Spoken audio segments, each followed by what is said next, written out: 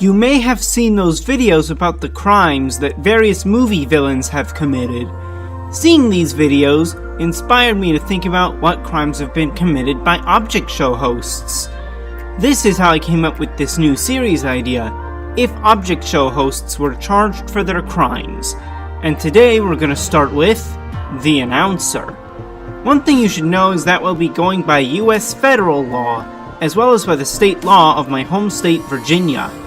Additionally, make sure to subscribe with notifications on. With that said, let's get started. In BFDI 1B, the contestants have to build a boat.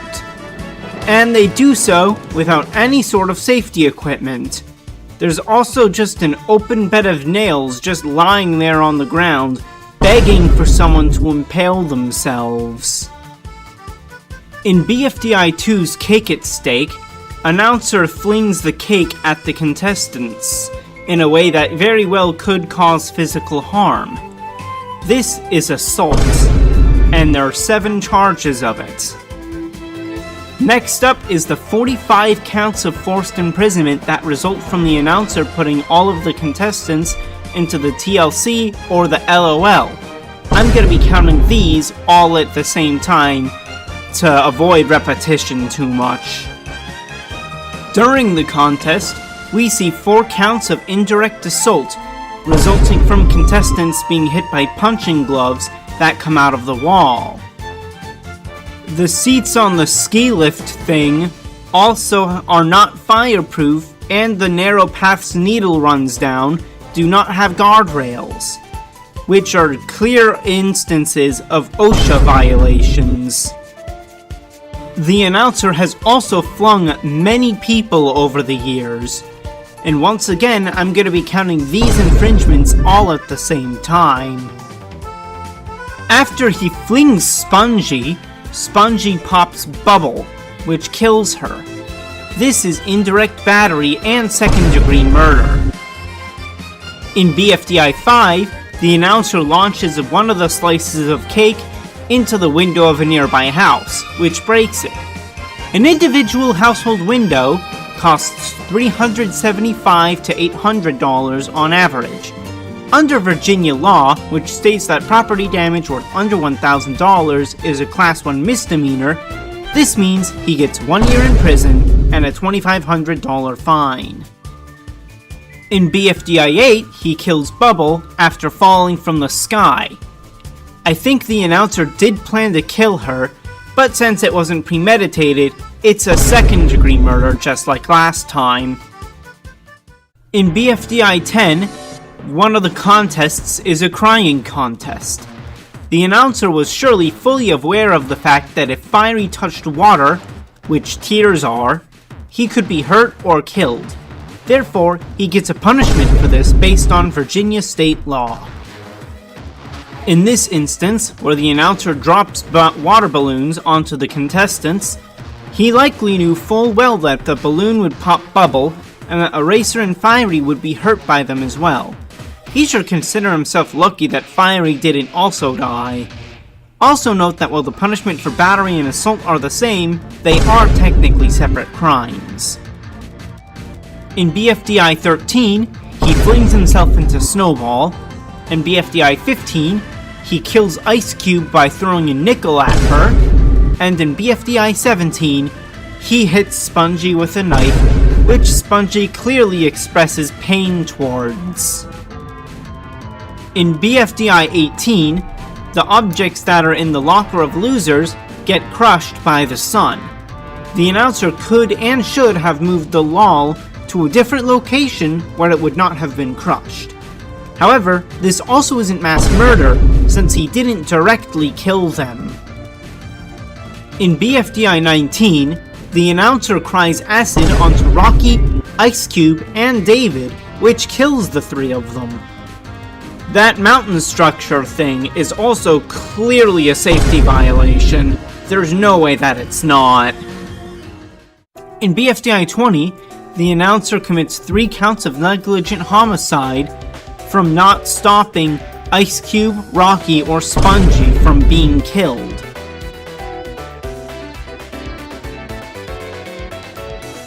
Super fun time. Forgot to do the voiceover for this part, so I, remote, will be filling in here. Anyways, in BFDI 23, the announcer pops bubble yet again. After that, he cuts up the cheese orb, much to the dismay of the contestants. BFDI 24 sees his largest crime yet. 119 counts of negligent homicide. As the bugs were made by him, and he had a button and could have stopped the murder at any time. The announcer, during the chase scene, pops bubble once again, this time on purpose, but it's still only a second-degree charge. And now we get to our first-degree murders. He kills Fiery, Leafy, and Bubble in the stinger, and it's pretty clear that he planned to do this. So, that means he gets his first 3 death penalties. Now we have to skip all the way to BFB for the rest of his crimes. In BFB 28, he commits a second-degree murder by using a laser button to kill Taco. The announcer also plots to steal the BFB and the show. Technically, the definition of a conspiracy in this sense requires there to be 2 or more conspirators, but I don't know what other crime this would be, although I do have a strong feeling that this is, in fact, very illegal.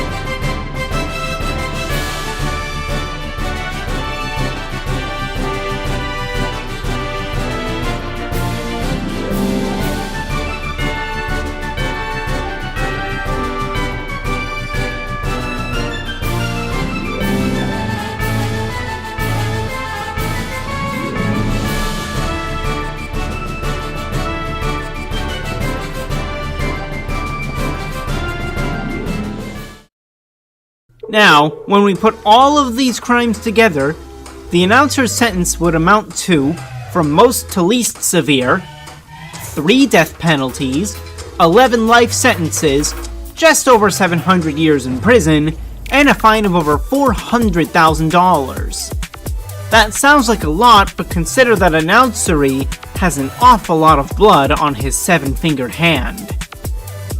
That's all for this video. Part 2 will be all about 4, so make sure to subscribe for that. Thank you for watching, and hopefully I'll see you in the next one.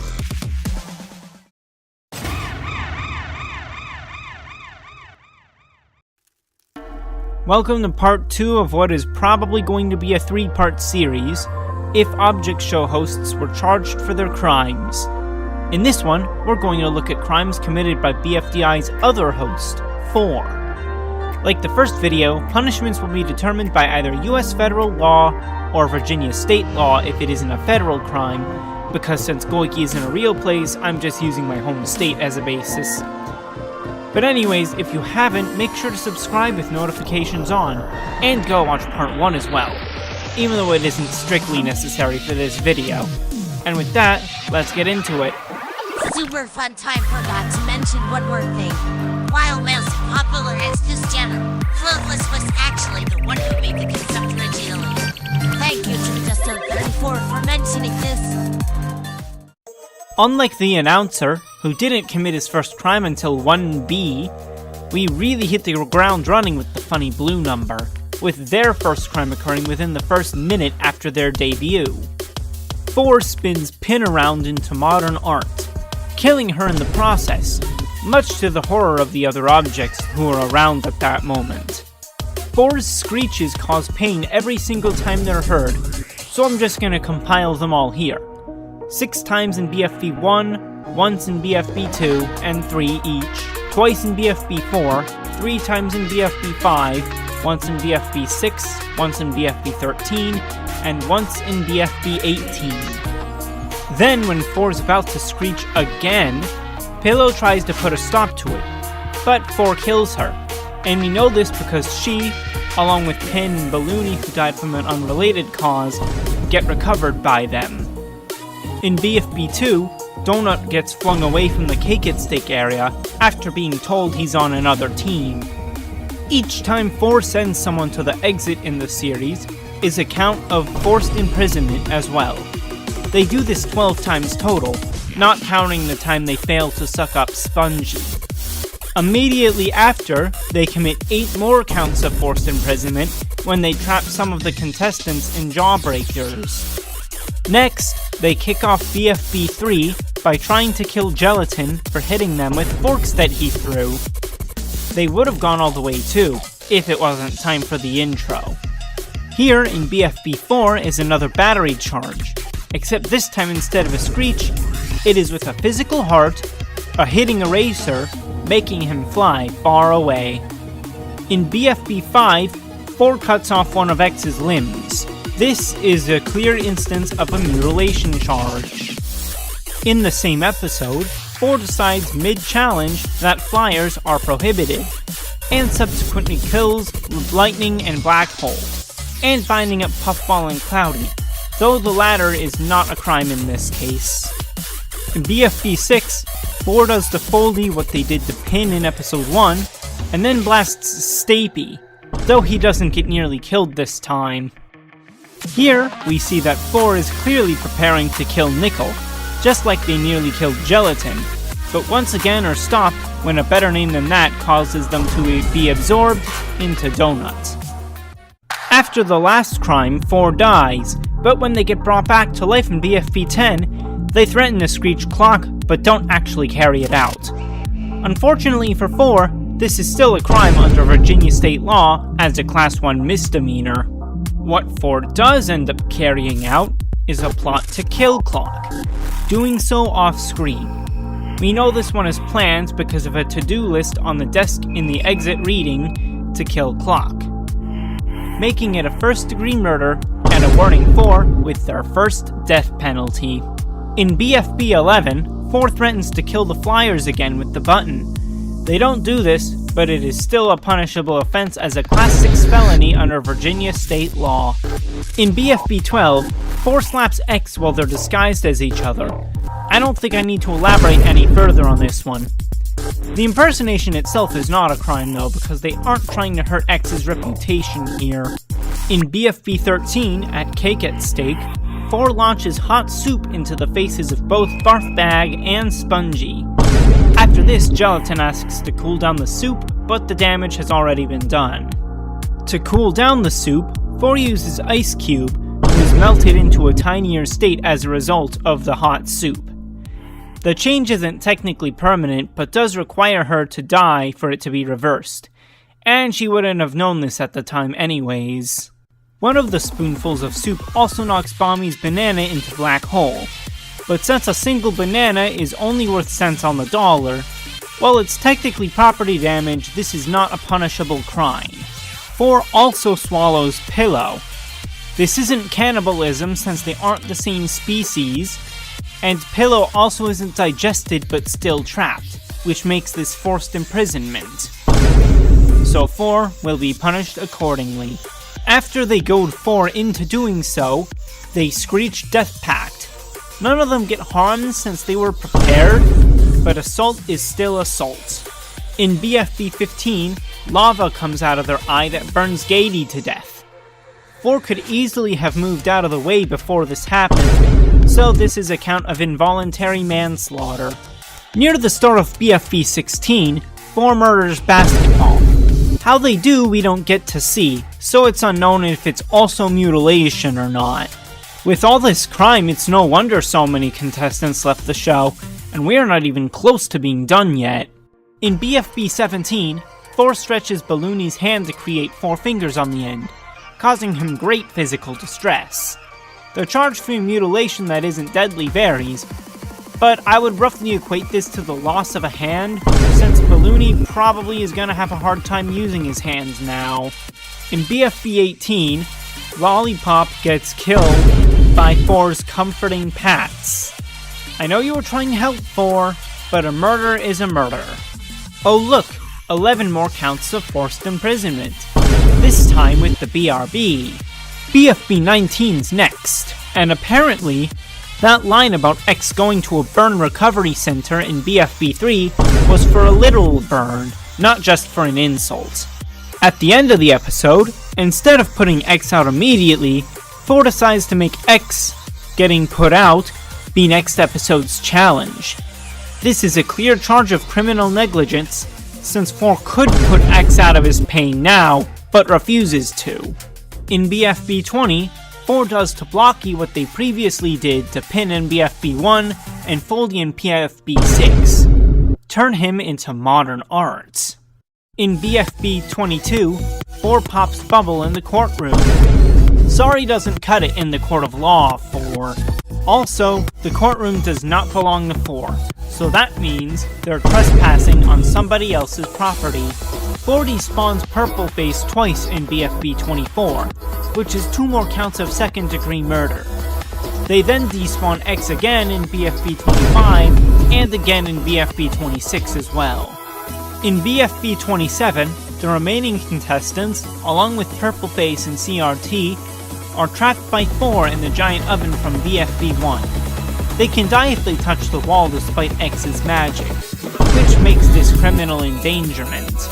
Finally, when the announcer shows back up in BFB 28, 4 tries to throw him away, but is unsuccessful.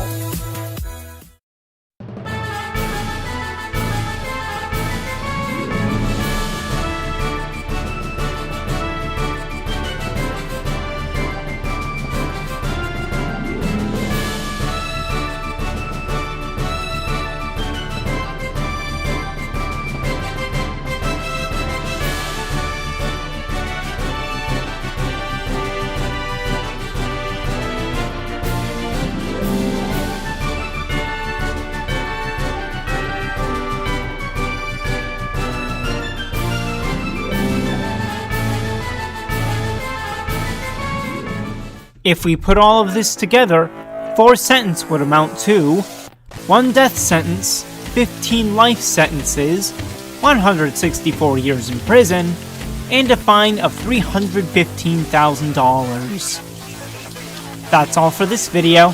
Part 3 will be about MePhone 4. Thank you for watching.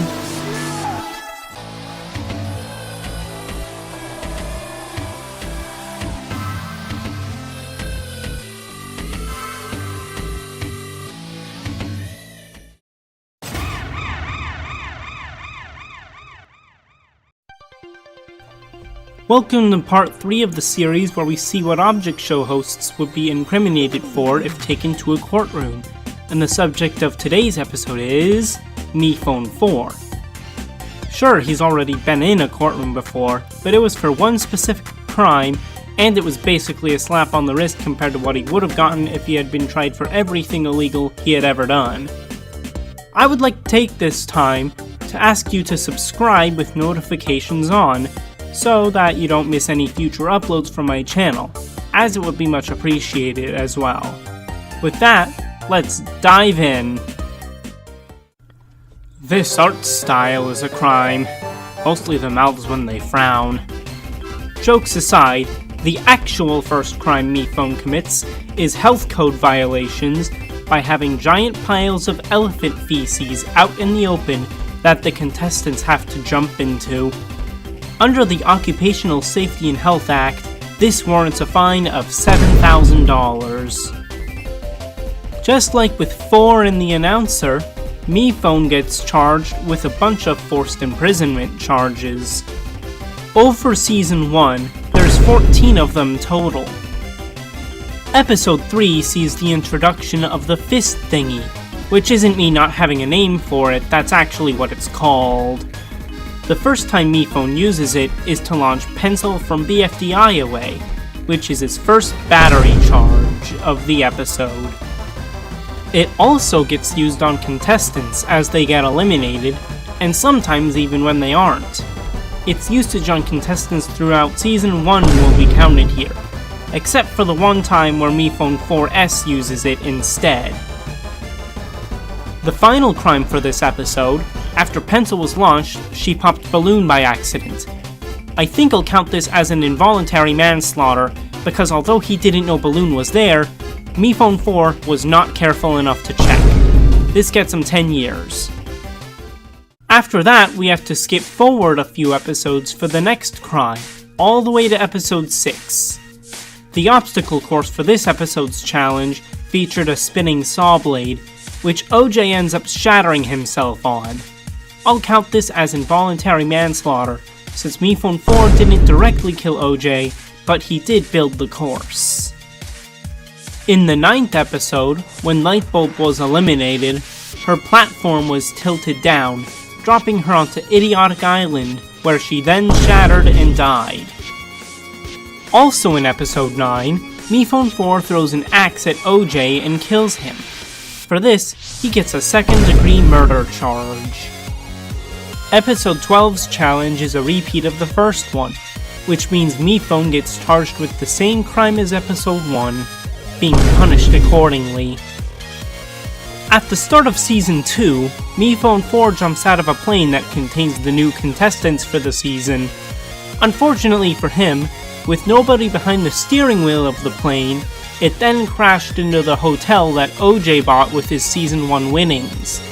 If the amount of damage caused by the crash exceeds a worth of $50,000, which if OJ used all of the winnings it likely does, then MePhone can expect up to 10 years in prison and a $10,000 fine.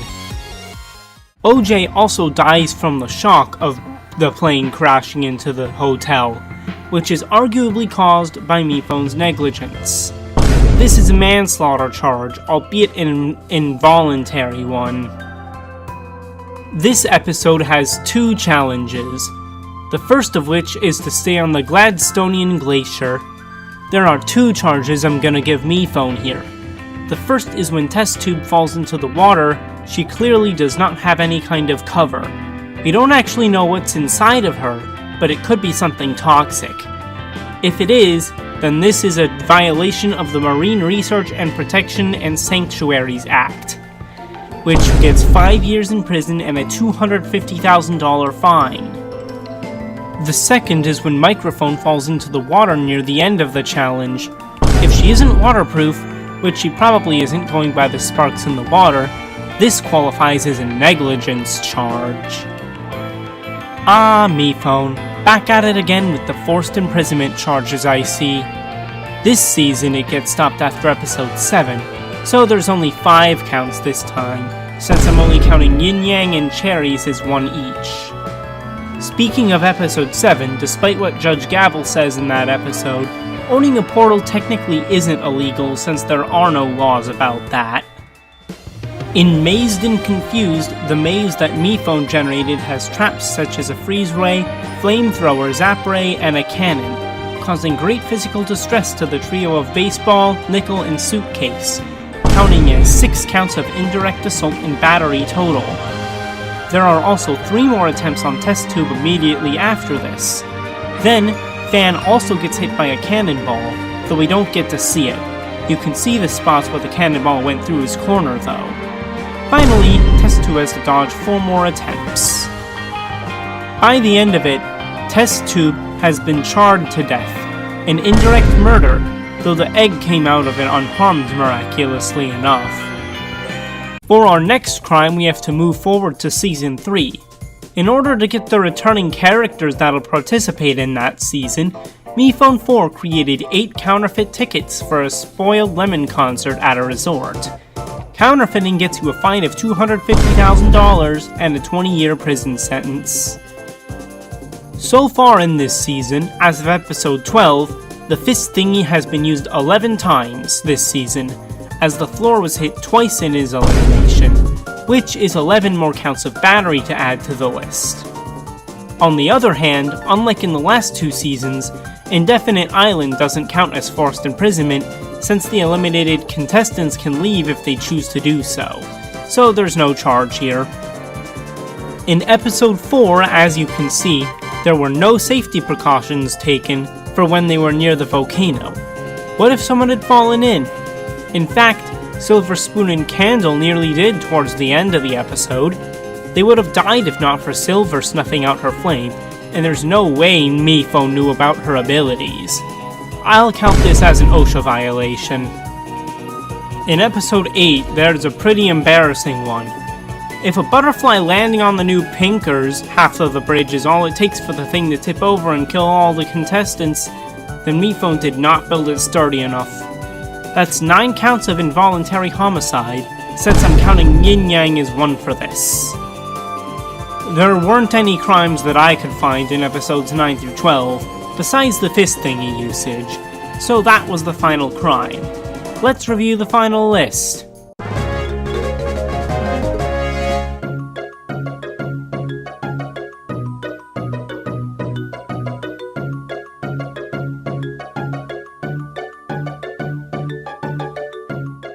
When I was writing this script, it felt like there was less that he did than the announcer or 4, but that might just be partially because it was more spread out this time.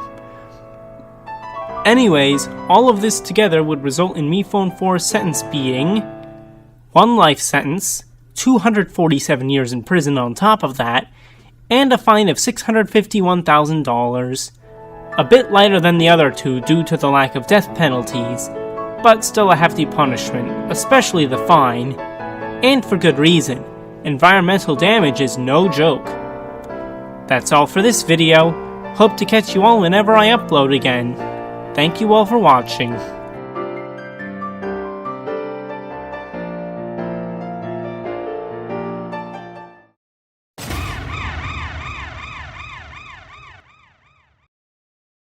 Welcome to the 4th episode of If Object Show hosts were charged for their crimes.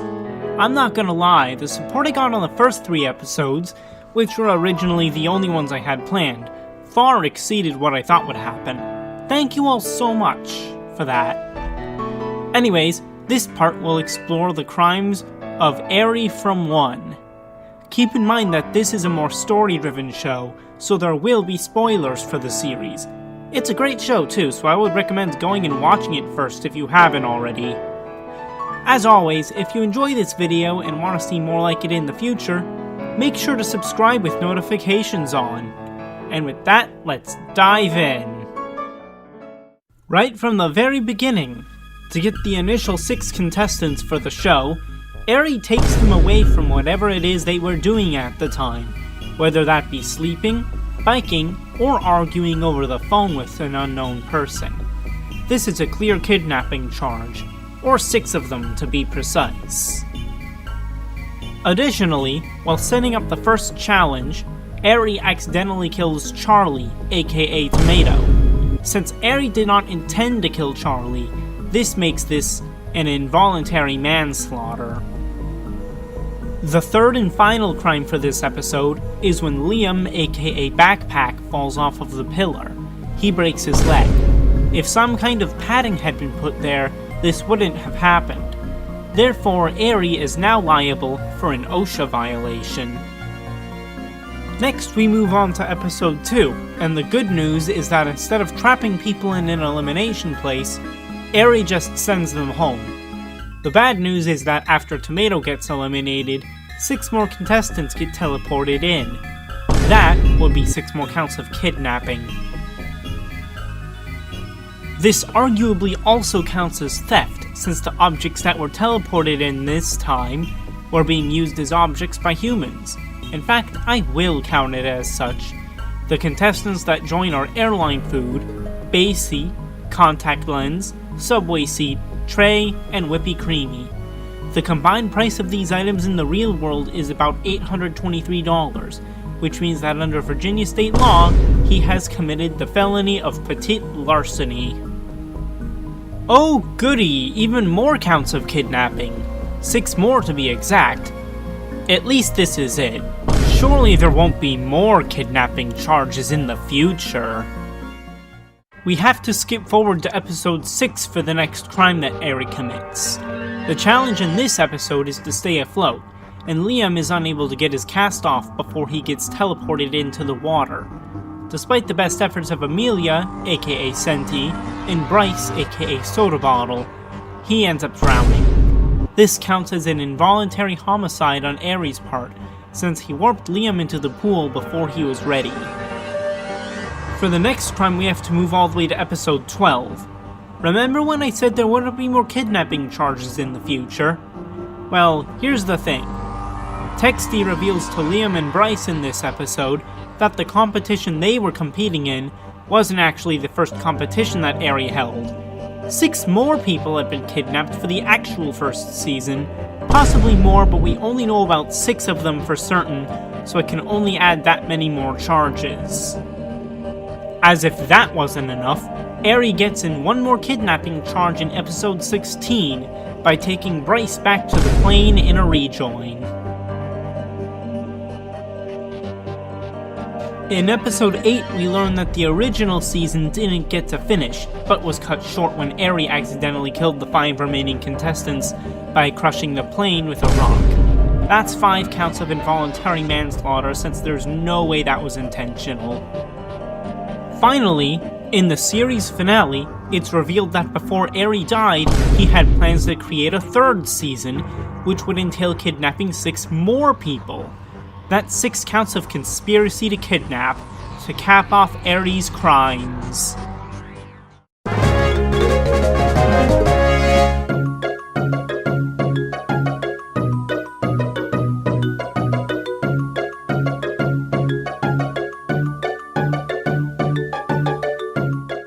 This definitely wasn't as many crimes as the last 3 hosts, but that's likely just due to one being a shorter show than the other 2.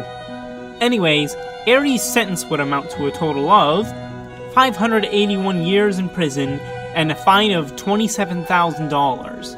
Pretty light on the fines compared to past hosts, to be honest. Bonus round. X from BFB. That's right.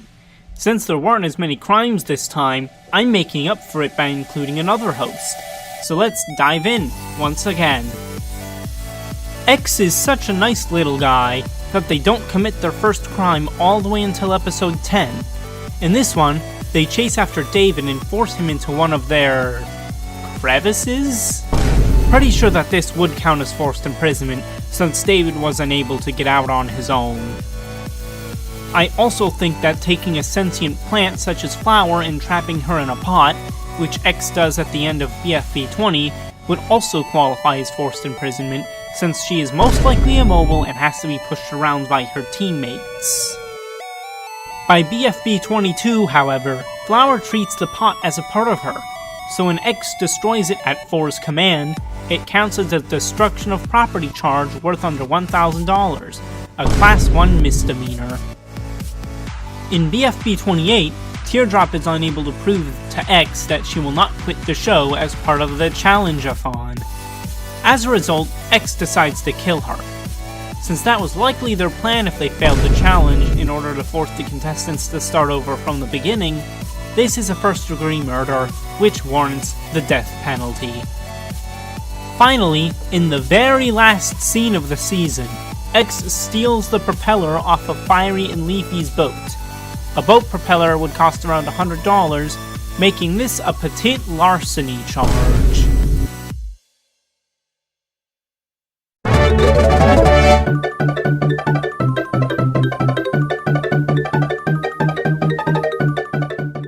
Yeah, X only committed 5 crimes for the entire duration of BFB. I'm not gonna lie, I was kinda underwhelmed by the amount of crimes X actually committed. Like, not that it's a bad thing that they're not a criminal, but I was expecting a lot more, given that a lot of people were recommending me to do X for a video. Kinda glad I didn't though, that would have been a waste of time. All of those put together amounts to 1 death sentence, 4 years in prison, and a $5,000 fine. Thanks for watching, everyone. Remember to subscribe with notifications on, and I'll see you in the next video.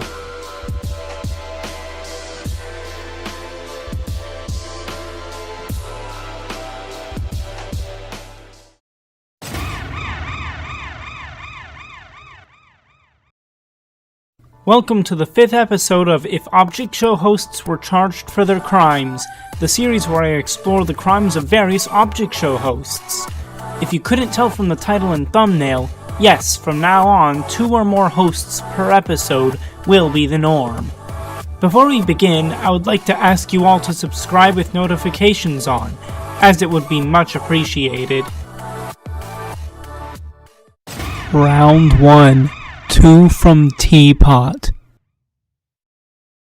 The first thing that 2 does is actually not in their own show, but in BFB 16. In this episode, they use some kind of button/teleportation device to warp away 4 and the 14 contestants that had chosen to remain with them instead of joining 2's show. After all, 2 said, "We can't have 2 shows in the same place at the same time." However, this doesn't excuse that 4 and the objects seem to be in pain, since that makes this into 15 counts of assault and battery. In Teapot 1, 2 sends the potential debuters that failed to get enough votes to join the show into the hotel that they erected from the ground. Now, it is unclear whether the debuters are free to leave or not, but we haven't seen them again since. As of Teapot 4, and since it looks like PDA is attempting to escape in the elevator scene, both of those combined makes me assume that this would count as forced imprisonment, and 24 counts of it. So far in Teapot, as of Teapot 4, Pie, Foldy, Saw, and Cloudy have all been eliminated through various methods of 2 making them disappear. According to Barrel though, they're not actually dead, just eliminated, which most likely means we can count 4 more charges of forced imprisonment. Back to Teapot 2, Penn begs 2 to recover a racer, and then 2 mentions that they bought a recovery center. Unfortunately, when it arrives, it crushes and kills Penn. I'm torn on whether to actually count this as a crime on 2's part, since on one hand, they could have had Penn move out of the way, but they also couldn't have realistically expected the recovery center to land where it did.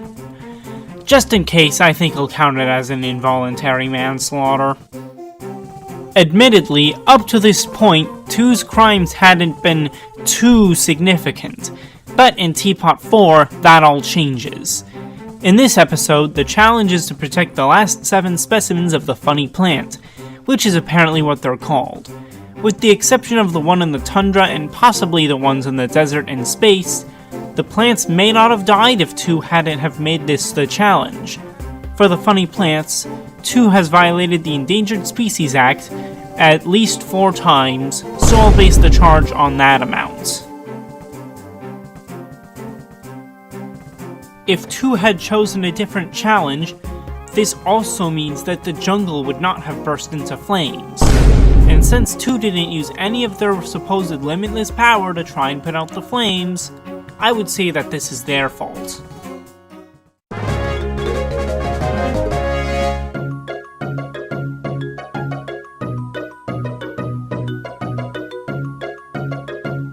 Like X, 2 didn't have very many crimes, but unlike X, not only was there no death penalty, but there's also a good reason for not having many crimes. 2 has only been present in 7 episodes so far. Anyways, 2's final punishment is 60 years in prison and a $155,000 fine. Pretty hefty already for Teapot being only 4 episodes in. Round 2. Controlly from Brawl of the Objects. Controlly was another host that was heavily requested in the last 2 episodes of the series, so I'll give him a shake.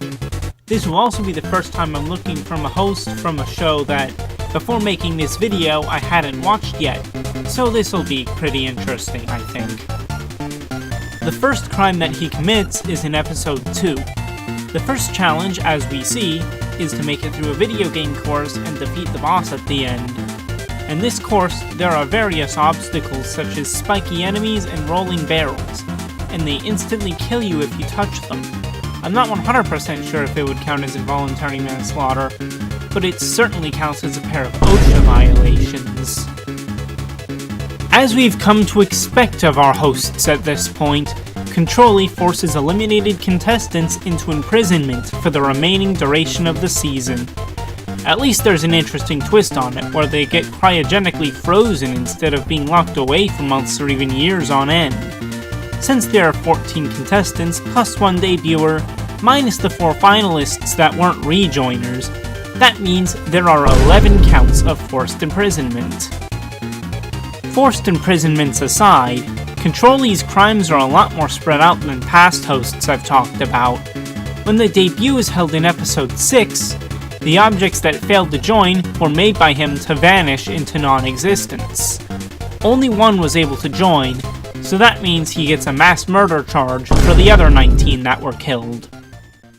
For the challenge that we see in episode 7, the 4 members of Team Vanilla are turned into ghosts, which Controllee then takes credit for. This means that he has committed 4 charges of first-degree murder. As it turns out, though, I was wrong about the punishment for first-degree murder in Virginia. It's not the death penalty, but life in prison and a $100,000 fine, so the punishment will be that multiplied by 4. In episode 9, Slurpee attempts to grab one of the sleds from the bottom of the ravine, specifically the pink one. Unfortunately, the pink sled that they attempt to grab is rigged to an explosive that Controllee set up. When Straw is back on the top of the cliff, they are covered in burn marks, which clearly indicates that they were hurt by the explosion, which makes this an assault by explosive. It happens again later in the episode when Slurpee, once again, hits a mine that Controllee had set up as an obstacle for those headed down the hill. Once again, as a part of episode 9, Controllee commits a Class 6 felony in Virginia by firing each contestant that hadn't grabbed all of the flags on their first way down out of a cannon. That is because each time a contestant is fired is counted as reckless endangerment. Controllee ended up using the cannon 8 times total. Finally, in episode 11, during the elimination, Controllee decides to see if Hot Dog will catch the prize if he throws the prize at Hot Dog harder. Unfortunately for both of them, he throws it so hard that it slams into Hot Dog, knocking him right out of his chair.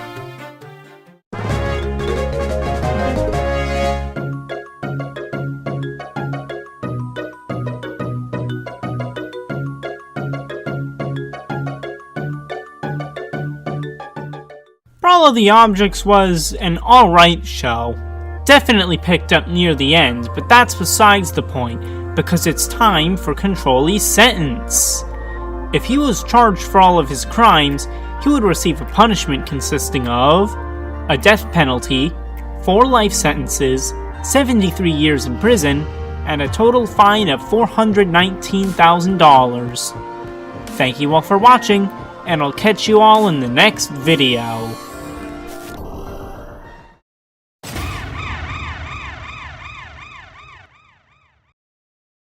Welcome to the 6th episode of If Object Show Hosts Were Charged for Their Crimes, the series where I explore the crimes of various Object Show hosts. Before we begin, I would like to ask you all to subscribe with notifications on, as it would be much appreciated. Round 1. Chocolate Bar from Excellent Entities. Excellent Entities gets off to a really slow start. And not just because the first 2 challenges aren't interesting in the slightest, but also because the first crime isn't committed until episode 3. In it, Chocolate Bar, predictably enough, traps Broomer in the ECP. The episode is too low res for me to read what it stands for, but I'd guess Eliminated Contestants Prison. He's not the only one either, as 5 others also get sent there as the first season progresses, which means this is 6 counts of forced imprisonment. Side note, why Broomer and not just Broom? I swear they'd better not make an OK Broomer joke later in the series. Also in episode 3, Chocolate Bar warns the contestants about bears without giving them any kind of way to defend themselves from the bears, or even a first aid kit if anyone gets injured.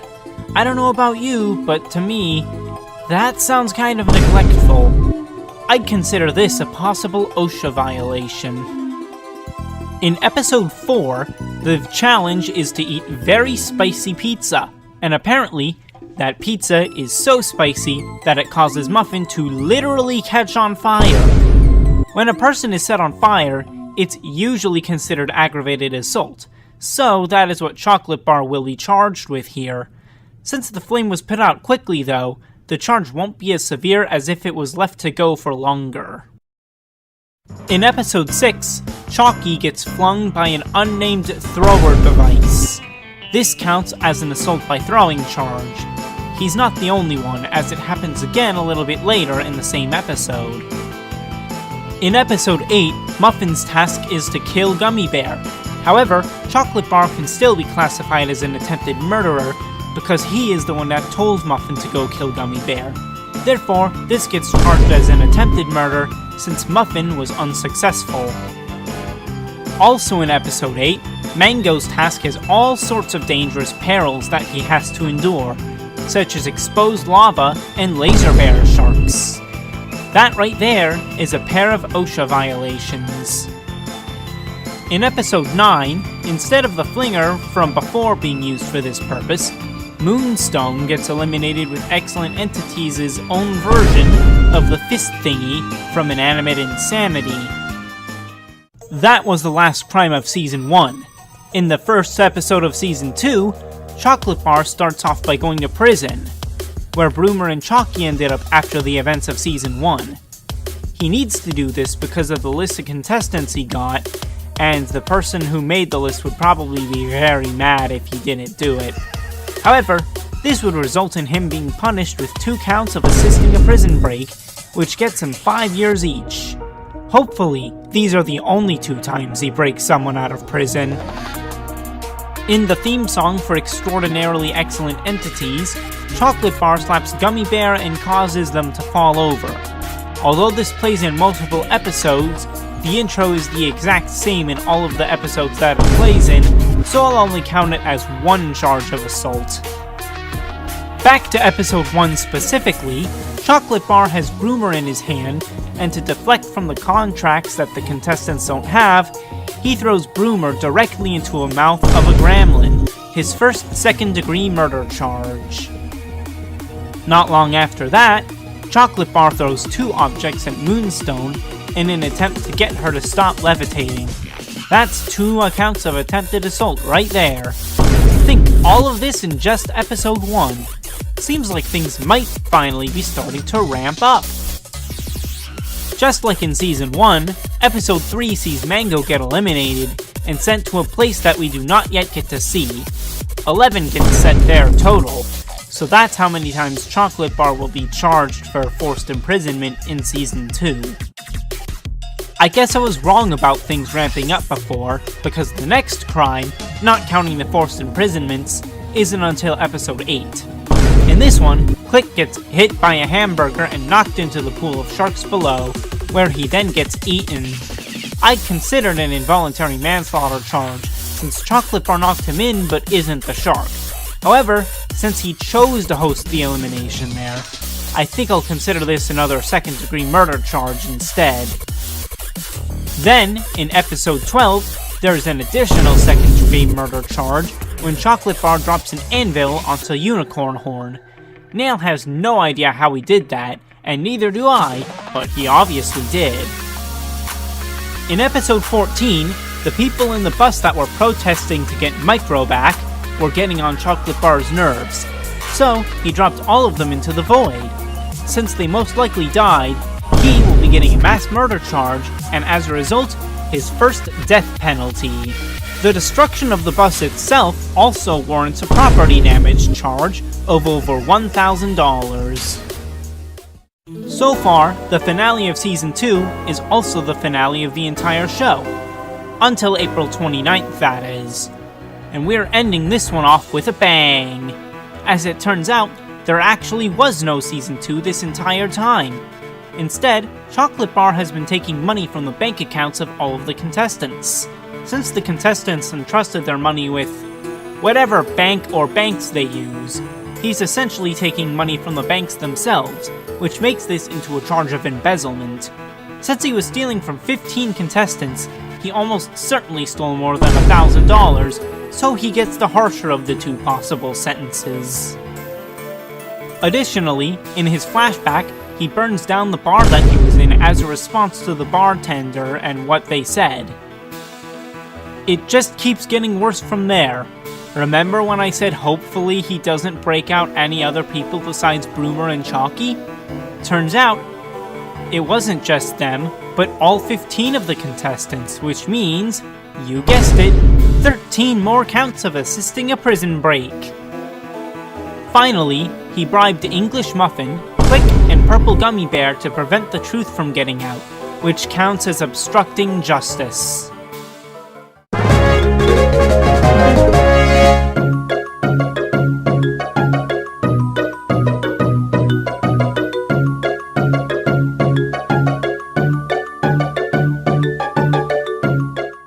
Wow, what a wild finale that was. I get why people were recommending that I cover Chocolate Bar next now. Anyways, the final punishment for Chocolate Bar is a death penalty, 3 life sentences, 130 years in prison, and a fine of $386,000. Round 2. Oodle from Animated Inanimate Battle.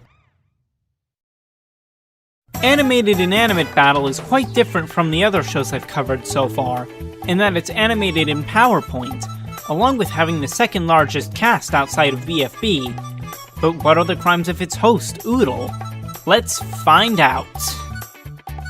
The first crime that Oodle commits is in the pilot episode, AIB-0. The very first thing he does, besides standing there, is to eat Leek, a pretty obvious second-degree murder charge. I see we're starting off big with this one. He then kills 3 more contestants when he flattens Brick, Hailstone, and Hanger with a hammer hand. Although it could be argued it was self-defense, my counter to that is that if Oodle hadn't eaten Leek in the first place, then those 3 wouldn't have tried to attack him. Predictably enough, starting in episode 2, Oodle sends eliminated contestants to the Doodleverse. This, I would say, counts as forced imprisonment, and there are currently 4 counts of it as there's only 4 eliminations so far. The second challenge is to push boulders up a mountain. My question is, with what safety equipment? That there is an OSHA violation through and through. In preparation for the challenge in episode 3, Oodle uses some kind of smoke bomb to knock all of the contestants unconscious. When they wake up, all of their limbs are gone, safely stored in a receptacle. There are 58 contestants, minus 4 that have no limbs and another 6 that operate the claw machines and so keep theirs. And I would estimate that removing all of one's limbs gets the maximum punishment of 20 years, so multiply 20 by 48 to get the total sentence for this one. As a side note, and this is the final crime Oodle commits, there's no way that this method of storing all of the limbs is at all sanitary, so for that, Oodle gets another OSHA violation.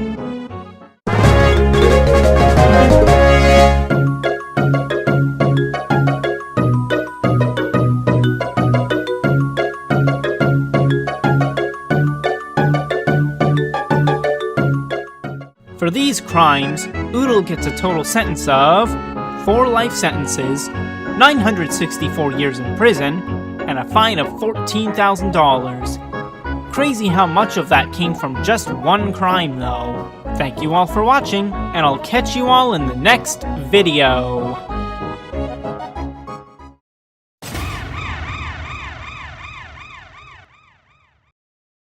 Welcome to episode 7 of If Object Show hosts were charged for their crimes, the series where I explore the crimes of various Object Show hosts.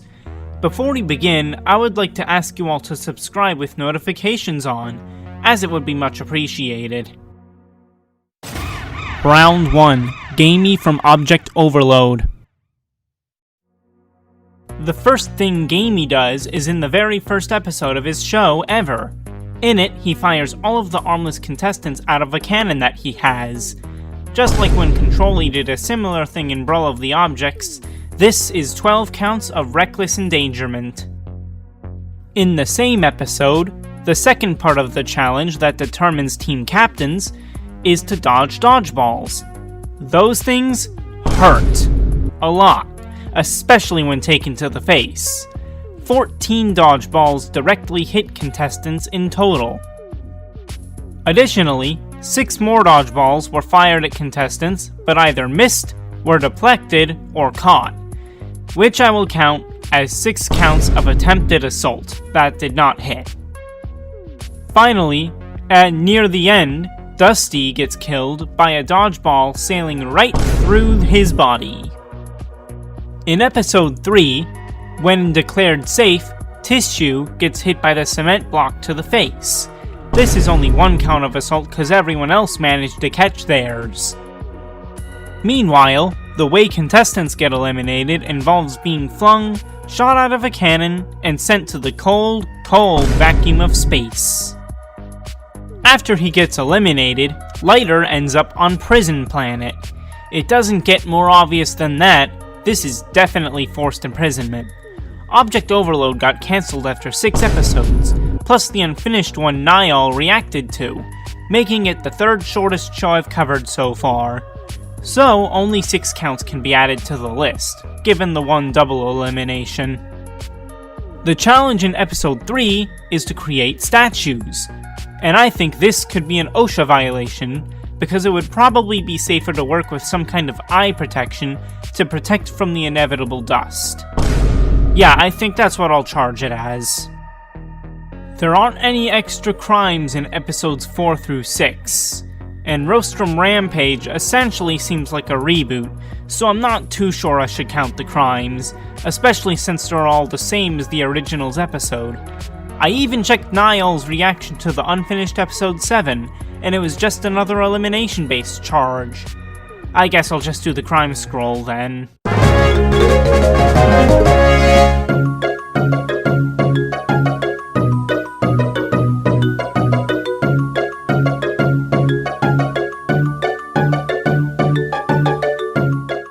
Quite a few people recommended to me that I do Gamey next, and I'll be honest, I was kind of let down by how few crimes there were. Anyways, the total sentence for Gamey is a life sentence, 51 years in prison, and a total fine of $89,500. Pretty light compared to other hosts, especially Chocolate Bar and 4. Round 2. Gold Ingot from Paper Puppets and Paper Puppets Take 2. Normally I'd just start with the crimes, but I couldn't have chosen a better time to cover this show, because Paper Puppets turns 10 in just 5 days from when this video goes live. As it turns out, Paper Puppets got its start as, well, Paper Puppets, which has got to be the most unique style I've seen so far. This show, or at least season 1 of it, canonically takes place in Canada, though which province is unknown, as outside of the one that takes place in Ottawa, so sentences will be the Canadian sentence for each crime.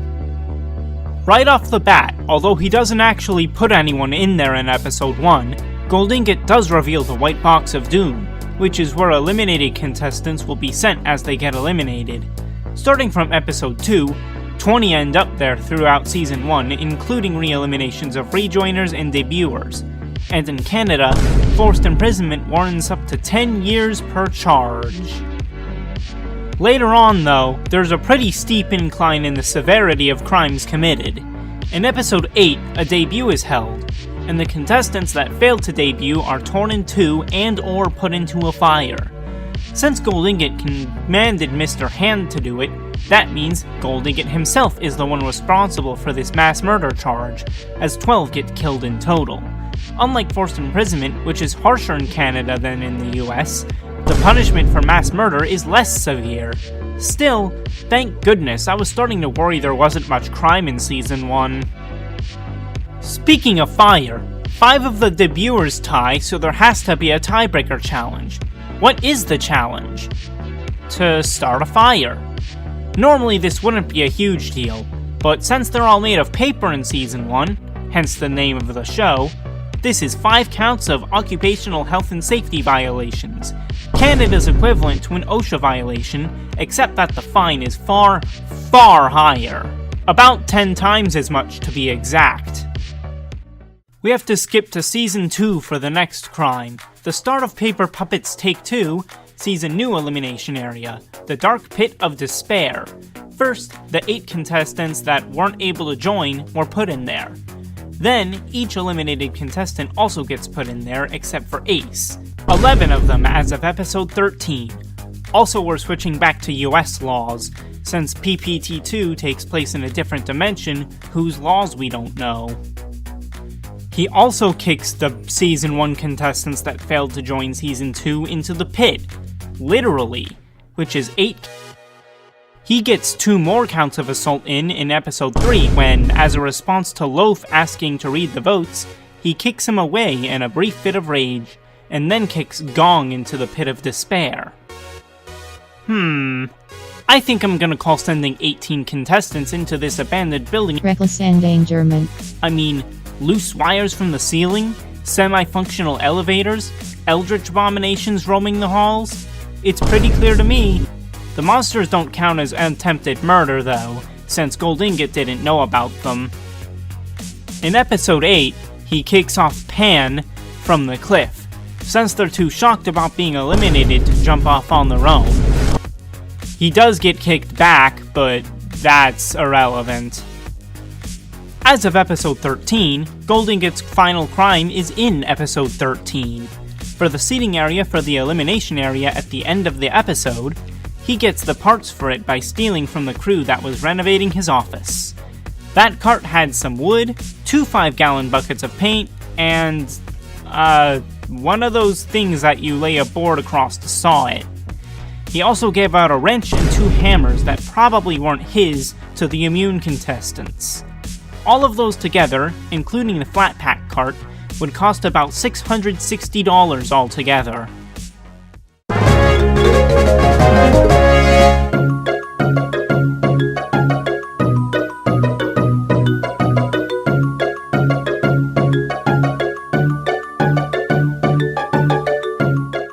Gold Ingot was another host who was recommended a lot, but was kind of a letdown when it came to the number of crimes he committed. The sentence, on the other hand, wasn't as much of a disappointment, as it comes out to a life sentence, 241 years in prison, and a total fine of $439,315 US dollars. Thank you all for watching, and I hope to catch you all in the next video.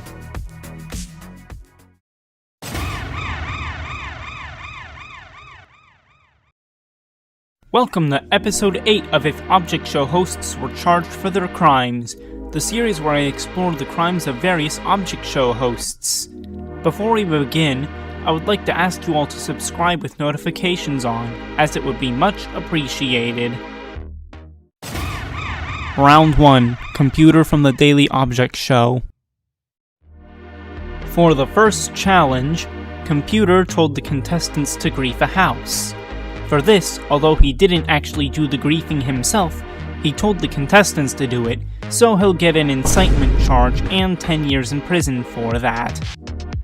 In episode 2, we see Bloodbag get eliminated, and when that happens, they get put into one of Computer's ring things. Since there are like 8 seasons, I'm gonna count all of these charges at once for the whole show. That's 17 counts of forced imprisonment total. In the first episode of Cult of Cobalt, the second season, Computer and Skull trespass into the mountain. I think I don't need to elaborate that this is trespassing because there are guards, and trespassing is a Class 1 misdemeanor under Virginia state law. In the same episode, Computer charges through 4 of the mountain guards, which constitutes 4 counts of assault. Then, in the second episode, he uses a bunch of rocks to kill a bunch of pot guards, 5 of them in total, including one that jumps off a cliff. Since the really good smelling lotion was not originally his, that means he can be charged for grand larceny. If the really neutral smelling lotion, which he attempted to steal but didn't, is worth $1 million, who knows how much the really good smelling lotion is worth. Many episodes later is when the next crime comes, all the way in the 5th episode of All Stars. One of the tiny tacos got punted into the sun by Computer after they claimed they weren't ready for the finale.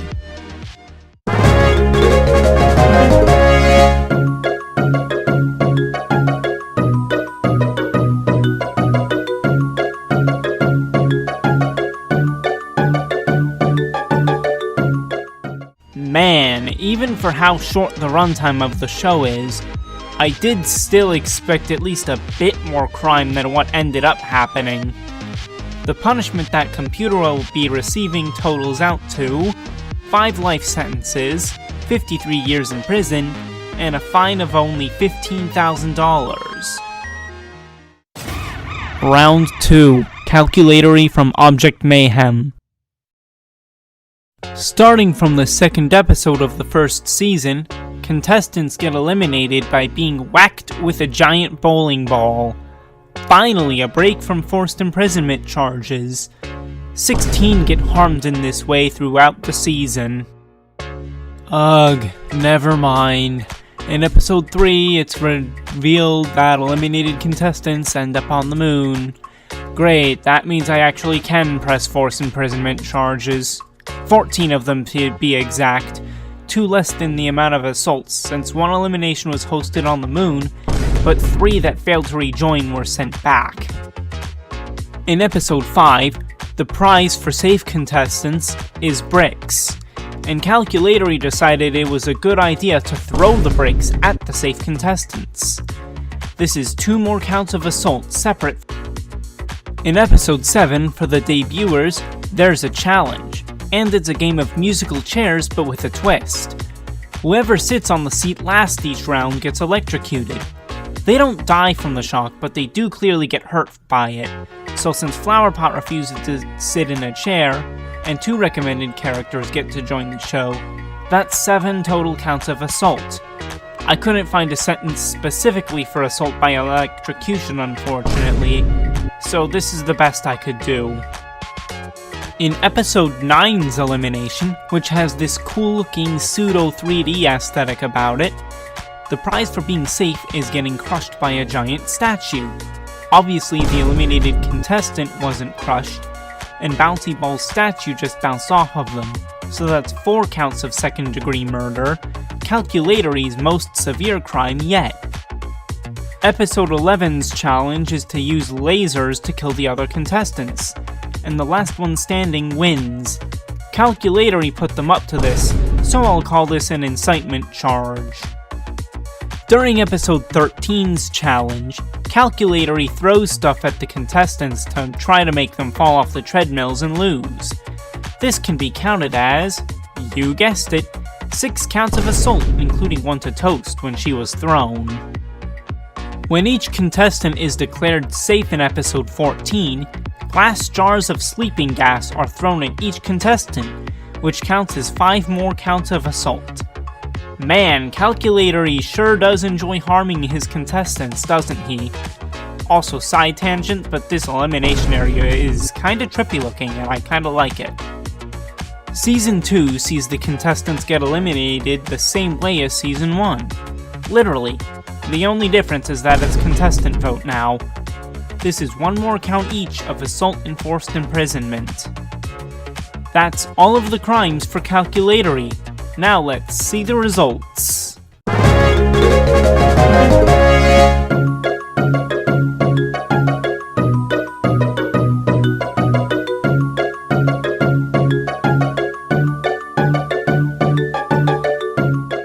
Wow, what a sadist he is. Anyways, the total sentence for Calculatory is 4 life sentences, 62 years in prison, and a fine of $95,000. Round 3. Popcorn from Showvember. Showvember I find to be an interesting show. It's the only one that got uploaded on a different channel for each episode of its 10-episode run. The elimination order, contestants, and teams were predetermined, but each animator got to decide everything else in each episode, so this could be interesting. In Showvember 1, TT Guy's episode, when Philip inevitably loses since he's on a team of his own, that means he's instantly eliminated. So, Popcorn presses a button and drops an anvil on him. Since it crumples up the metal part, I'm gonna go more severe than assault and call this mutilation, which gets Popcorn 20 years right off the bat. Showvember 2 was animated by Webs for Evs, who actually left a comment on Chocolate Bar's episode. How cool is that? Anyways, for the prize for the elimination, Popcorn gives out infectious diseases, which Butter claims is a war crime. That's incorrect as far as I can tell, but it can be considered assault. 4 counts of it in this case, plus 1 more when Butter gets eliminated that I'm gonna lump in anyways. Blundoo's episode, Showvember 4, sees Vegetable, whose design changes every episode, get eliminated with 44 votes, even though they only have 4 teammates and it's a contestant vote. So Popcorn eliminates them by burying them alive. Did you know there's actually a term for that, by the way? Immurement, from the Latin immurus, literally meaning walling in. Sorry about rambling, I just thought that was interesting. I'll count this as forced imprisonment since they're being imprisoned under the ground. Episode 6 was made by Plainsville, who made Object Show 87. We'll get to that show's host, PS Vita, in the future. But for now, Popcorn mentions that they did graffiti, which is a Class 6 felony in Virginia, as vandalism. Episode 8 was created by Wuggalo, and according to the description, it was also inspired by The Shining. In this episode, Bill gets punched away when they get eliminated, presumably by Popcorn, just like Butter was all the way back in episode 2. That was the final crime of Showvember. Now, let's see the crime scroll.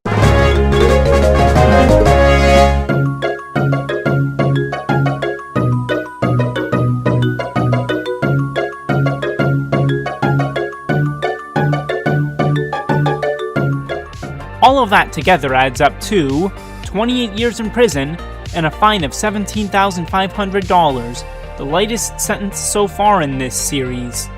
Thanks for watching, and I'll see you all in the next one.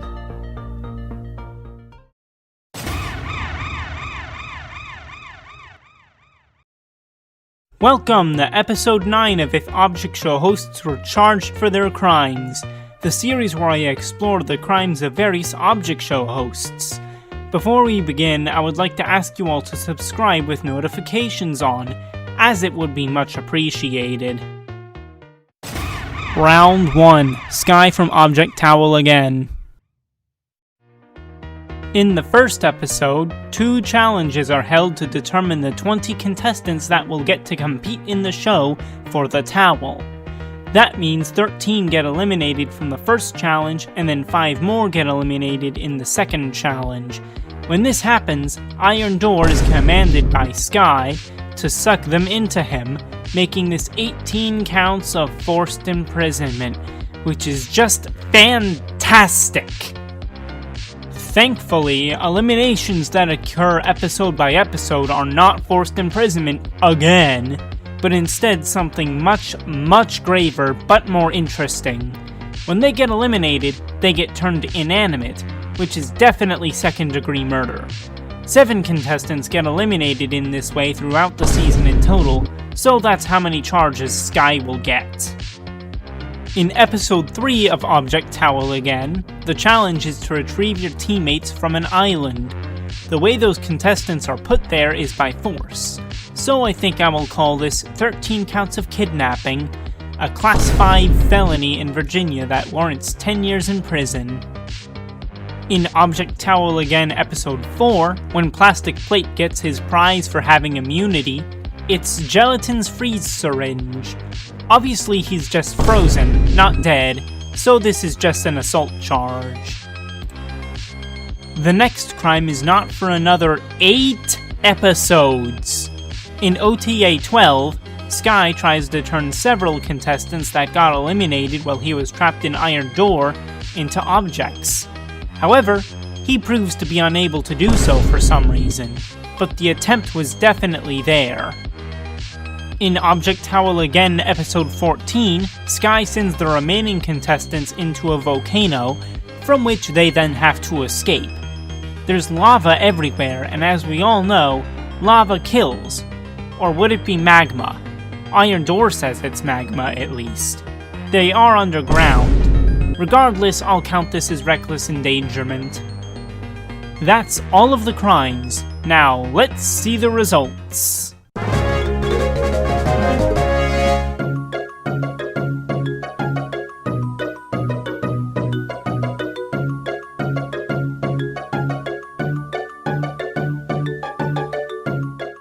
Object Towel again is a show that got me to laugh out loud more than a few times, and I am not ashamed to admit it. Anyways, Sky's punishment comes out to 7 life sentences, 276 years in prison, and a fine of $1,220,000. Pretty hefty given the low quantity of crimes committed. Round 2. Perfume from Village of Objects. A female host. Let's see what she's gotten up to. The first crime that Perfume commits is reckless endangerment. When it's time for the elimination in episode 2, she has the contestants stand on a platform and drops them in with ropes tied around them. What if the ropes had snapped? This is how eliminations are conducted for only 3 episodes. And between those episodes, all 15 contestants are dangled overall. Not more forced imprisonments. Sorry for my disappointment. Object Towel again was just a breath of fresh air, not imprisoning someone every episode, but only in the first. 4 counts of forced imprisonment are done in total, so there's not a lot of them at least. After Flaggy starts the intro in episode 3 and blames it on Clock, Perfume threatens to further break his frame if he does it again, even though he never did it in the first place. In episode 7, TV gets to rejoin the game with 118 votes, so she gets a prize. Unfortunately for her, it's a wheelchair to the face. I know Perfume immediately recovers her and that there were good intentions, but it's still a killing. Through expository dialogue, we learn that in November of 2019, Perfume killed Monitor off-screen. We do see Monitor's corpse in episode 8, but at that time it was unclear who actually killed them. She came clean about it to Orion though, so now we can charge her for it. I'll count this as having happened in episode 8 though.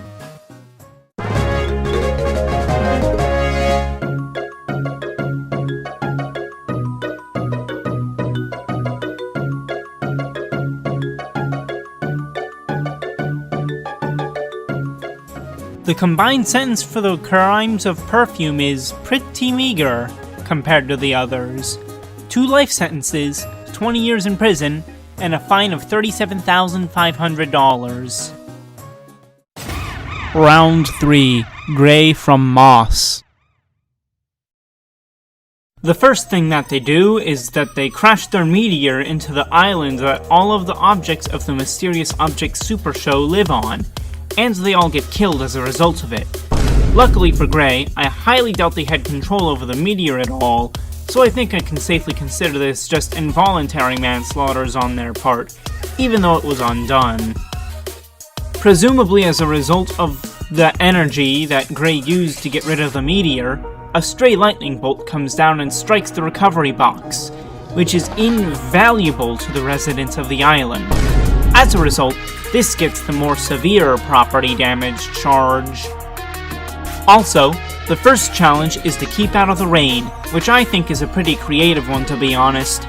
That said, Gray also encourages the contestants to attack each other over the 3 umbrellas that there are for them to use to protect themselves from the 5 hours of rain. So, I think this could be considered 54 counts of incitement, which is how many contestants there are. That's a lot. Since Inklings are known to not really be great with water, the rain could also be considered reckless endangerment for the Inkling that's in this show. Speaking of reckless endangerment, when there's an hour left in the challenge, Gray decides to start summoning lightning bolts, which are obviously real because Charged Creeper gets affected to strike the contestants. I might have miscounted, but I'm pretty sure I counted 7 thunderbolts in total. During episode 2's elimination, Gray throws the brownie a little bit too hard towards Seedless Grape, and she falls off of the floating platform that she's standing on as a result. Since Gray recovers her afterwards, we know that she died as a result of the fall, making this involuntary manslaughter. We don't actually know how AirPod gets eliminated exactly, whether that's imprisonment or death. I'll count it as second-degree murder, I think, though, since it kind of looks like the sphere is absorbing his life essence and killing him in the process. Even though Team I Forgot ended up being safe, Thimble complains to Gray that their teammates were being super lazy. So, Gray takes care of this by setting them all ablaze. I think that's everything. I sure hope I didn't miss anything at least. Let's see the crime scroll then.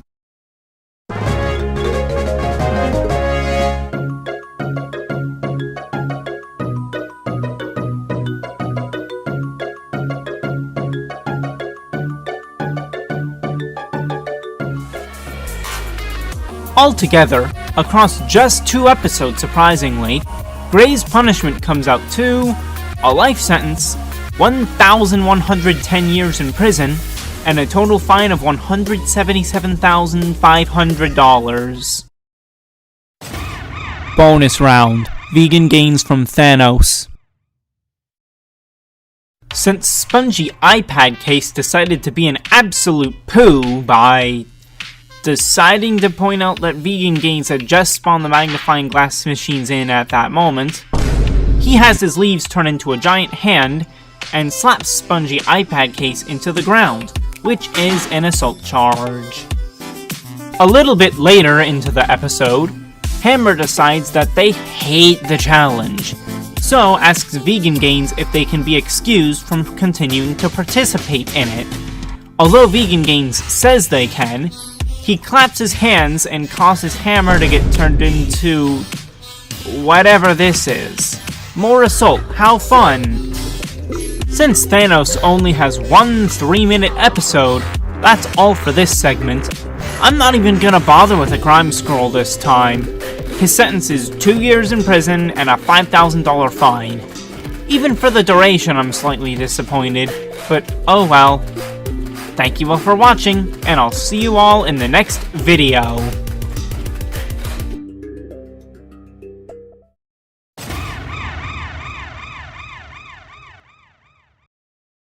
Welcome to episode 10 of If Object Show hosts were charged for their crimes, the series where I explore the crimes of various Object Show hosts. Before we begin, I would like to ask you all to subscribe with notifications on, as it would be much appreciated. Round 1. PS Vita from Object Show 87. Welcome to Object Show 87, the granddaddy of all joke shows. Let's see what sort of things that PS Vita has done. In the first episode, Big Benny tries to correct PS Vita when he says that Kite is correct that 4 plus 3 is 8. We don't actually get to see yet what he does to Big Benny, but it most likely involved force, so I'll count this as an assault charge. He does it a second time in episode 2, this time with Spider Leg. I'll count it as assault again since we don't get to see what actually happened, just static and a jump cut. Steve gets eliminated with a bajillion votes and gets seemingly popped out of existence. However, we do learn later that he was just teleported to where all of the eliminated contestants end up. I'll do 12 counts since I also have to include trapping rejoiners and debuters as well. Then, in episode 4, PS Vita forces Big Benny out of the game once again immediately after he rejoined, because he tried to correct him again. In the same episode, Kite decided it was a good idea to say he was dressed up as PS Vita when he actually put on a fat person costume.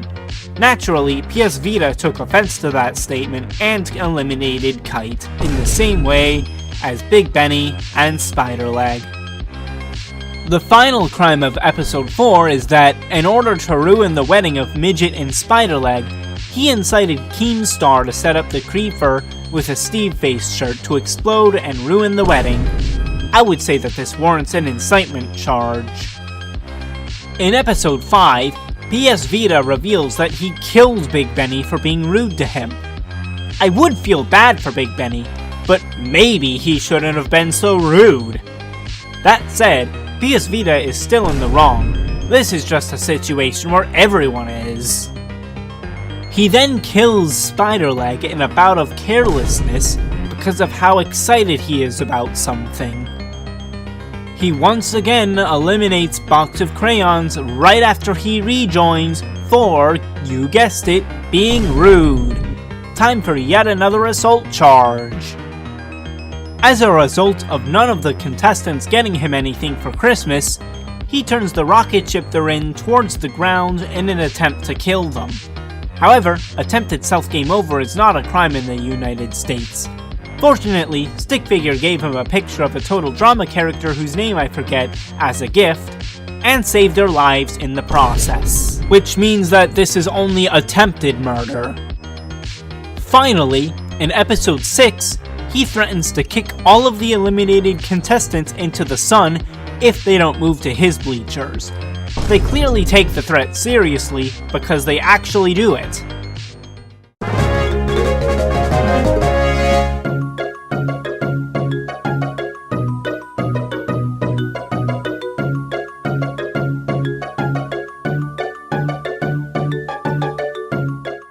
Altogether, PS Vita will be going away, as Stick Figure says, but what is his sentence? 2 life sentences, 58 years in prison, and a fine of $312,500. Round 2. A cube from yet another game show. The first crime committed by a cube is, predictably enough, forced imprisonment. 9 counts of it to be exact, over the course of the season. They also get dropped into the elimination area, eliminated contestants that is, so this could also count as reckless endangerment. 9 counts of it, including when 3 that failed to rejoin were dropped back into the pit. In episode 6, the challenge is to escape one of the glass boxes that all 9 remaining contestants get trapped into. I'm going to count this as 9 more counts of forced imprisonment, I think. In episode 7, the challenge is to jump over a very deep pit. Since KSSU dies when they hit the bottom of it, I think I could count this as a reckless endangerment charge. A mining challenge? Without any sort of safety equipment or anything? Wowee, I can charge an OSHA violation charge for what feels like the first time in an eternity. Finally, in episode 12, he reveals that he has a spaceship by abducting everyone into it. I would count it as kidnapping, I think, since they all woke up without any memory of what happened.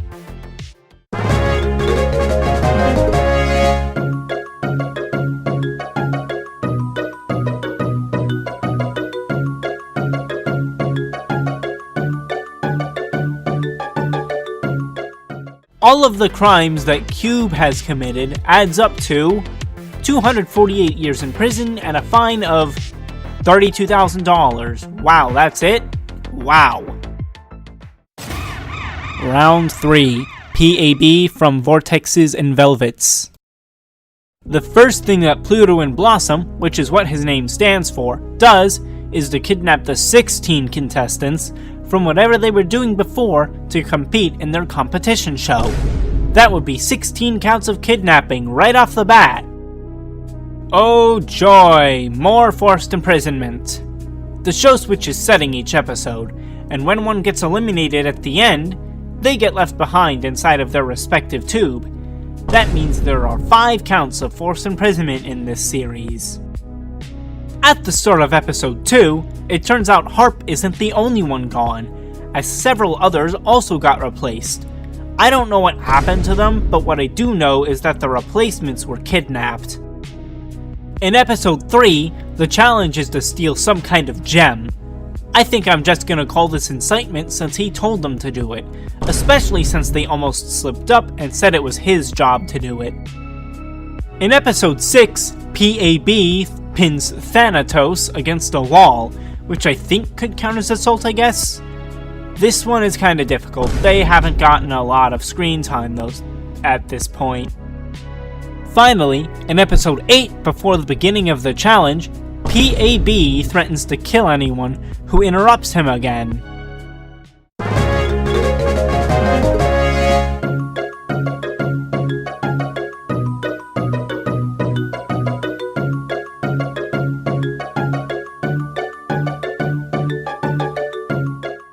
Vortexes and Velvets is a fun show with some interesting ideas. Maybe I'll do a more in-depth review at some point. In fact, I could do more in-depth reviews looks of any of the shows I've covered if you'd like, but that's besides the point.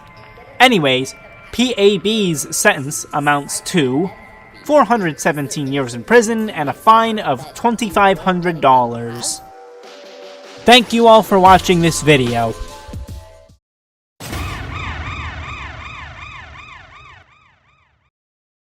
Welcome everybody to the first ever episode of If Object Show contestants were charged for their crimes, the series where I'll explore the crimes of various contestants. Before we start, I would like to kindly remind you all to subscribe with notifications on, as it would be much appreciated. Contestant 1, Blocky from BFDI. Yes, I know, he's the obvious first pick for this series, but can you really blame me? The man's a total criminal. Let's count the ways. In the very first episode, Blocky attempts to pop Bubble by using Pin, which right off the bat is a clear attempted murder charge. As I've expected, we are starting off big with this one. There's also a second attempted murder charge when Blocky throws Needle at Bubble, and then he kicks Woody into the stratosphere as well. In the second part of the same episode, he kills Bubble for real this time, doing so by running right up to her and then kicking her to pop her. During the boating challenge in the same episode, Blocky uses Match as an oar and forgets to take her up out of the water to let her breathe.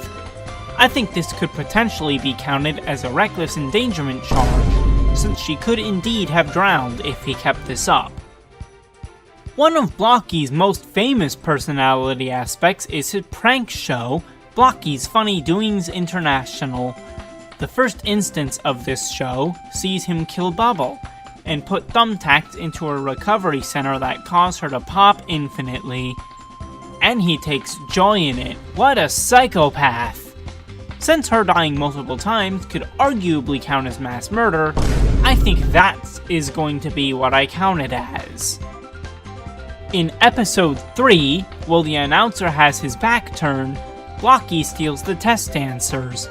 The cheating isn't a crime, I don't think, but this can be counted as petit larceny, as it was taken directly from the announcer, but was probably only worth under $5. Once again, in BFDI 3, in an attempt to put out the fire that Pencil and Match had accidentally started, he throws Ice Cube into the fire 5 times total, none of which succeeded in putting out the fire. In episode 8, he starts up his second prank, attaching Ice Cube's recovery center to a tree that is next to a cliff. When she gets recovered, she'll fall out of the recovery center over the edge of the cliff, then get recovered again, and repeating the process. It also gets Pencil and Match at the beginning of episode 9. When Blocky rejoins in episode 9, he slaps the announcer as a result of the announcer calling him stabbable. In the first challenge for episode 10, Blocky reaches into the Squishy Cherries' tub and grabs Fiery, who he then uses to melt Ice Cube to try to fill his own team's tub. Another second-degree murder, specifically of Ice Cube once again. During the skiing segment of the same episode, Blocky pops Bubble again, but this time it was by accident, so it's only an involuntary manslaughter charge for this one. In Lofty, Blocky is basically responsible for igniting Bommy. You see, he is the one who pops Fiery's balloon, and Fiery falls onto Bommy and ignited his fuse. It then kills Fiery along with 4 other contestants, so I'll call this 6 more counts of involuntary manslaughter. Which is involuntary manslaughter since he likely didn't know Bommy was down there.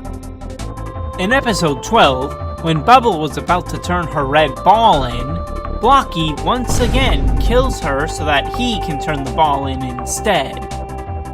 In BFDI 17, we get to see Blocky's third prank, suspending Fiery's recovery center above a lake, which results in him dying a bunch of times. I am going to once again count this as a mass murder. As his final crime in Season 1, it is also his 4th prank. In BFDI 24, he sets up a trampoline outside of the announcer's recovery center, and on the trampoline is Spongy, who is bouncing on it and crushing the announcer each time he gets recovered. His criminal record then has a notable 6-year gap, with the next occurring in BFB 1. In anger from being managed, he ends up murdering both Tennis Ball and Golf Ball, which nets him 2 additional second-degree murder charges. During Death Pact's Cake at Stake in BFB 5, we hear Bubble get popped off screen, and a little bit later, we see Blocky knocked to the ground. We can only assume that this means he may have done it by using Pin like how he tried to in BFDI 1, and she kicked at him to get away from him again. In BFB 9, I think Blocky throwing Tennis Ball and Basketball into his team's basket could count as 2 counts of assault, since they clearly didn't want to be thrown. During BFB 15, in an attempt to win the challenge, Blocky launches himself into Puffball. He also knocks Foldy off of her at one point. The Puffball finally launches him to the picnic tables that somehow didn't burn from the lava. There comes yet another assault charge in the first episode after the split, when Blocky kicks Woody into the stratosphere after declining to help bring back X initially. Instead of actual assault, the next crime is just a threat of one, when he holds a gigantic pair of scissors that I have no idea how or where he stored them, over Ruby in a menacing way. BFB 19 sees Blocky kick Woody into the air again, and this time, Woody falls into a fire and dies. Even though Ruby is the one who started the fire by accident, Woody would not have landed there if Blocky hadn't kicked him. Also in BFB 19, he gets his own team killed by flying too close to the sun, Icarus style. Doing it to himself doesn't count, and Fiery didn't die, so that means he gets 4 counts of involuntary manslaughter. In BFB 21, as a result of their loss in the challenge, Blocky threatens to attack Woody. The only reason he doesn't is because Bubble and Lollipop tell him that he shouldn't. In BFB 22, he commits perjury 2 separate times.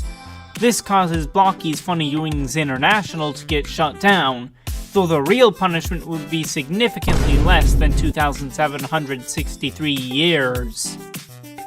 Impersonation, which he does by pretending to be a grape, also gets a separate punishment for him, and it's a Class 6 felony, which can be up to 5 years and a $2,500 fine. In BFB 24, he prepares Woody to take over his show by having him destroy Flower's merchandise, which could be considered incitement. I think that's all of his crimes. Let's see the crime scroll now.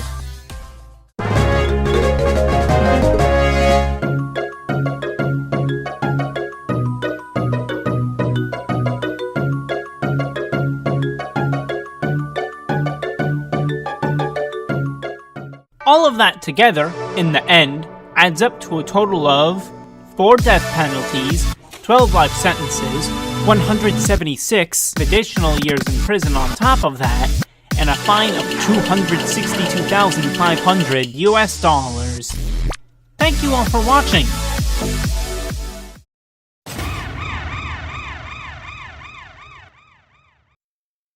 Welcome everybody to the second episode of If Object Show contestants were charged for their crimes, the series where I'll explore the crimes of various contestants. Before we start, I'd like to remind you all to subscribe with notifications on, as it would be much appreciated. Contestant 2, Fiery from BFDI. In the first episode, Fiery and Coiny get into a fight, hitting each other over and over again and likely causing both of them to get very sore by the end. In the second episode, he hits Coiny again, this time to knock the copper currency off of a ski lift. As you may know, Fiery is a literal fire, and Ice-Cube is an ice cube, so you wouldn't expect them to mix, and you would be right. In BFDI 8, when Fiery finishes his leg of the relay race so she can go next, he accidentally melts her, killing her in the process. Oh, would you look at that! More Coiny and Fiery slapping. What's more, it causes their team to lose.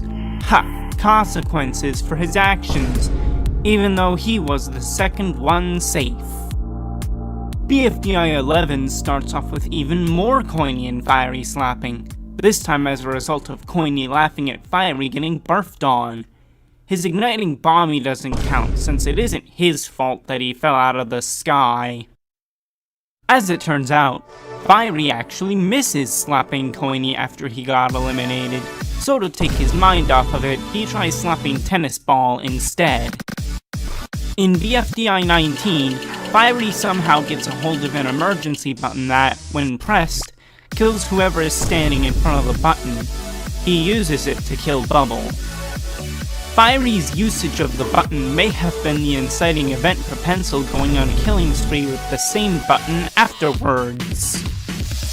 Also in BFDI 19, Fiery climbs up onto the ledge in order to be safe, but unfortunately for him, David had also gotten there at the same time, causing Fiery to accidentally burn him alive. In BFDI 23, Fiery sits underneath where the announcer gets recovered, and repeatedly burns him alive in the process. I think this can be counted as a mass murder charge. In BFDI A2, he accidentally catches Puffball on fire when he turns around to face her.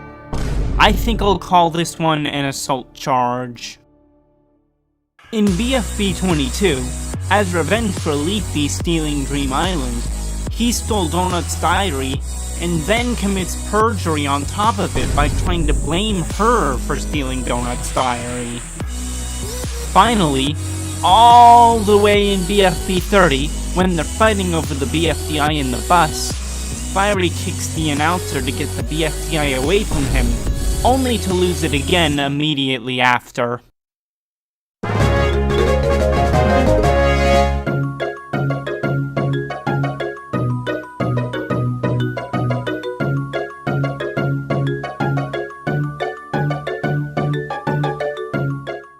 Wow, the lack of crime after 3-1 Season 1 really hammers home how irrelevant Fiery's been since BFDIA. Anyways, all of that together adds up to a total of 1 death penalty, 1 life sentence, 47 years in prison, and a fine of $25,000. Contestant 3, Flower from BFDI.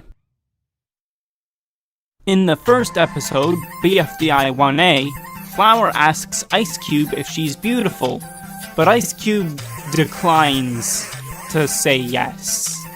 In response, Flower gets mad and kicks Icy.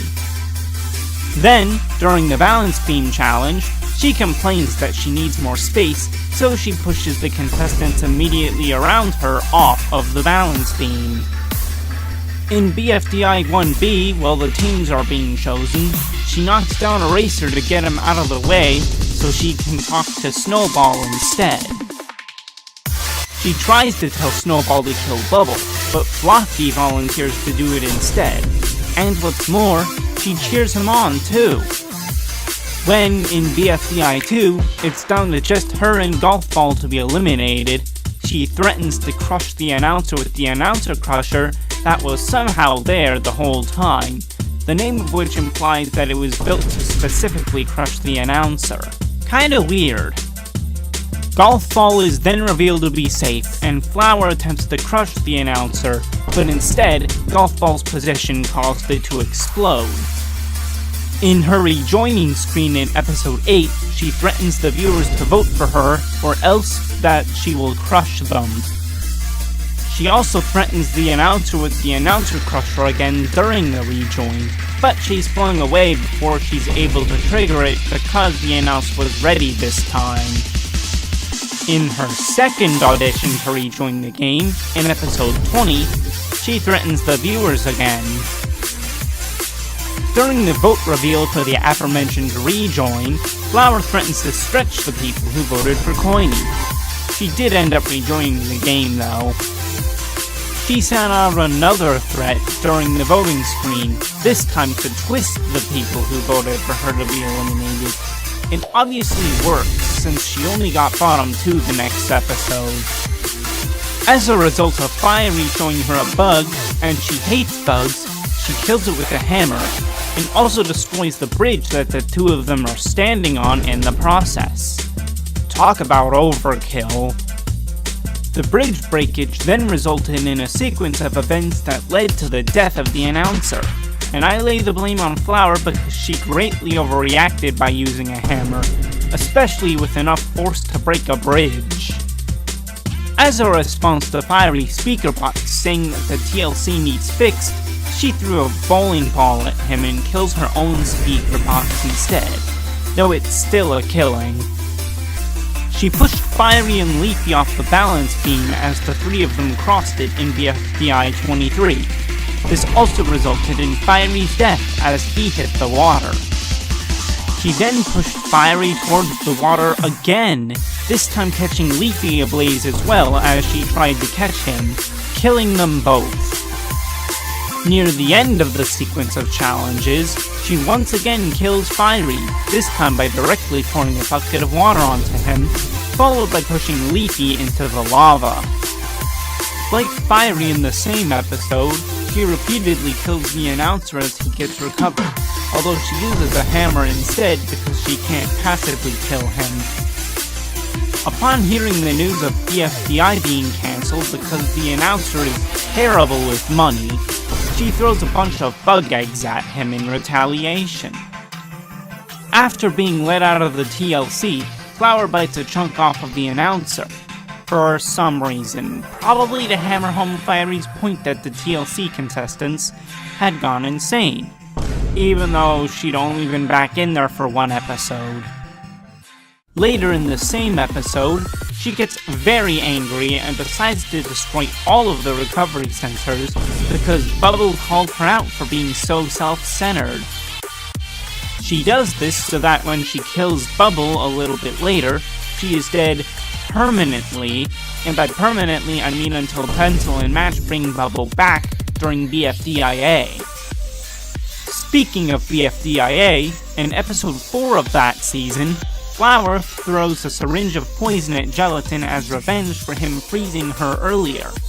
However, he's immune to poison and just freezes her again. Now we get to move on to BFB, and I know that there's no way she would be able to carry out her threat, but she does threaten the crushed black hole in BFB1 if he doesn't open the jar for her. She issues another threat in BFB5, this time directed towards Ruby, and because Ruby wouldn't call her beautiful. But when she curled up her arm, Ruby thought she was beautiful again. As she's climbing the stairs in BFB11, Flower pushes Bommy and Tennis Ball off the side of the stairs, along with using Pie to launch herself to the top of the stairs. In BFB 13, Flower loses her balance and falls over a ledge onto Team A-Cube, who is being held up by a struggling Bubble, and she got popped as a result of it. At the start of BFB 15, Flower shoves Gelatin into the lava, which kills him, just because he complains about there not being enough room on the patch of land they were stuck on together. At the end of the same episode, she shoves Naily into the ground, which causes Team A-Cube to lose. I think this could easily be considered assault. In BFB 23, she hears from very far away that the Hadcocks actually don't like her sweaters, despite them telling her that they did. So she launches herself along the tracks all the way to Yellowface's warehouse, where she then kicks them all in the face. As it turns out, her sweaters are made from materials that are derived from an endangered species, perhaps the funny plant from Teapot 4, which means she likely violated the Endangered Species Act and will be punished accordingly. When she's in the bottom 2 with Leafy in BFB 28, she threatens to bite a chunk out of the announcer again, but since she survives, he doesn't have anything to worry about.